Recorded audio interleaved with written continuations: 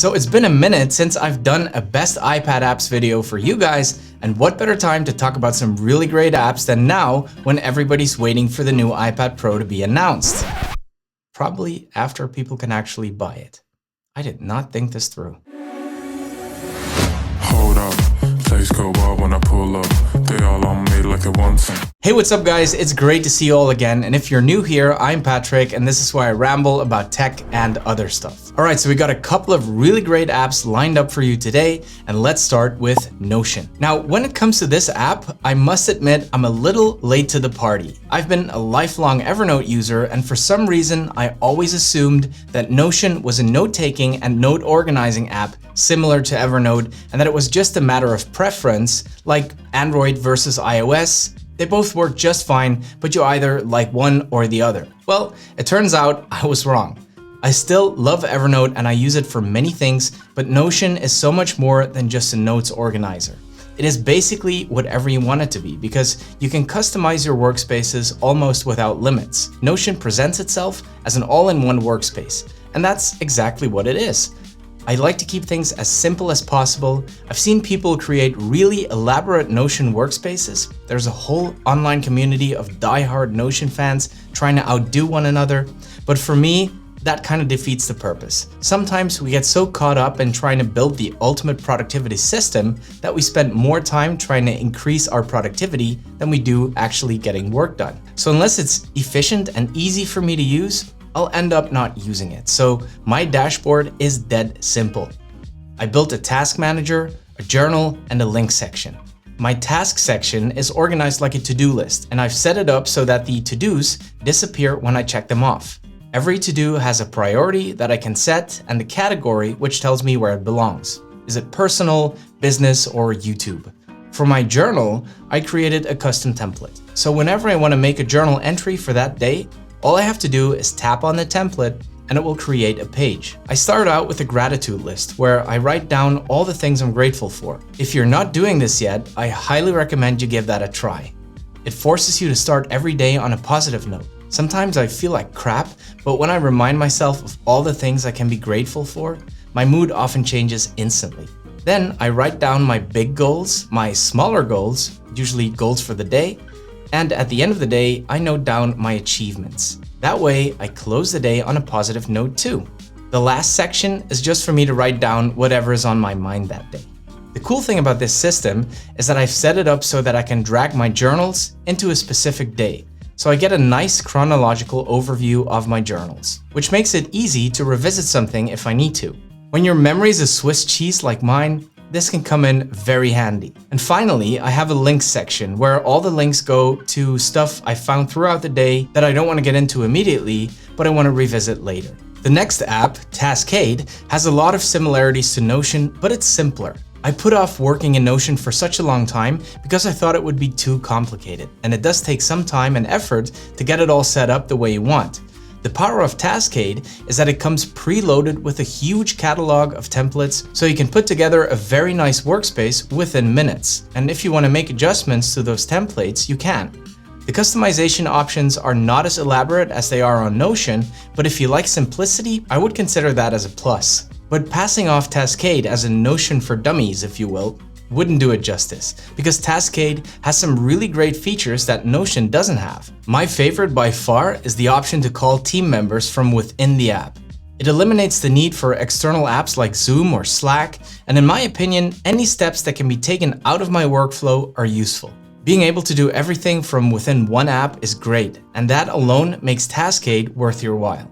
So if you haven't already, go and give it a try. It's absolutely free and you won't need to upgrade to a paid plan unless you have very specific needs. I did a full video on this app. I'll put a link in the description if you're interested. Next is a very useful application for the iPad, and that is Yoink. Now, I would have downloaded it just because of its name, Yoink, but the app is actually extremely useful. The best way to describe Yoink is probably a virtual shelf. It's like a clipboard on steroids, which lets you see what you actually clipped. And this can be anything, like a picture from a website. You just drag it into Yoink and then into whatever app you want. You could sync it to the companion app on your Mac. I don't really use that. Mostly I just airdrop my files over, and on the Mac itself, it's easy enough to drag and drop things between windows, but not so much on the iPad. Multitasking is still a bit of a chore, and Yoink really helps by eliminating some of the steps when you're trying to move something between apps. When I'm not trying to be productive on my iPad, I turn on my screensaver. What, a screensaver on the iPad, you ask? Yup, Flurry emulates one of the screensavers with the same name you might know from your Mac. When you open the app, it immediately starts flurrying, and there are several options to customize it. And all you have to do to get back to work is swipe up. Now, for a productive person, I can be surprisingly lazy, and I don't like to read. I like to consume books, but I don't like the actual process of reading. It's too slow, and I get distracted all the time because my mind wanders. Audible is the perfect solution for me. Not only am I an auditory learner, which means I learn much faster through listening than I do by reading, I'm also very, very impatient. Audible lets me listen to books at twice the speed, which is just amazing. I can finish an entire book in just a few hours. You can listen to books even faster, but I found that double speed is the sweet spot for me. Audible is part of Amazon, so you can expect a huge library of available books. You can try it for free. There's a link in the description. Sometimes I get a little tired of being productive and I just want to zone out. Of course, I watch Netflix and YouTube and Prime Video, but recently I discovered Disney+.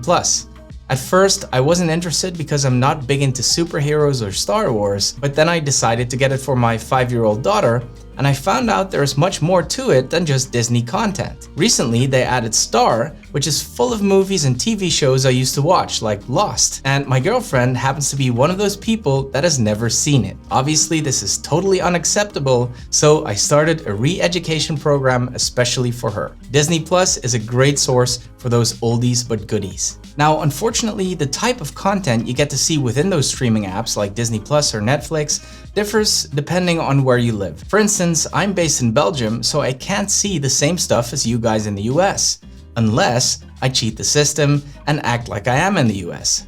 How do we do that? You guessed it, by using a VPN. Basically, a VPN hides your IP address and simulates another location. There's a whole bunch of VPNs out there, all with different pricing options. Some of them are good, some of them are terrible. I've used a few now, but I always come back to NordVPN.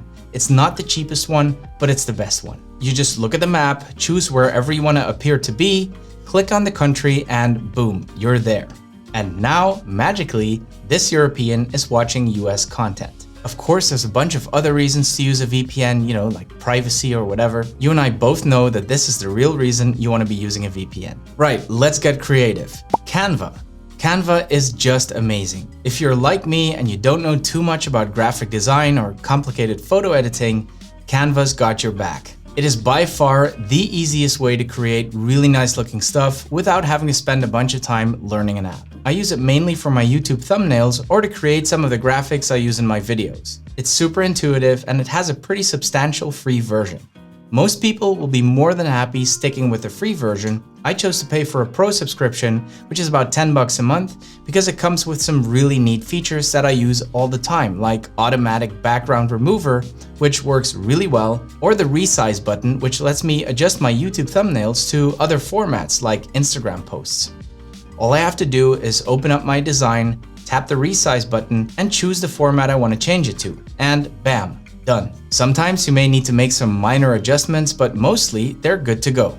Alright guys, if the video is useful to you at all, please give it one of these. It really does help the channel a great deal, and feel free to subscribe for more content. Thank you so much for watching, and see you in the next one. Peace! No, too old for that. Too old.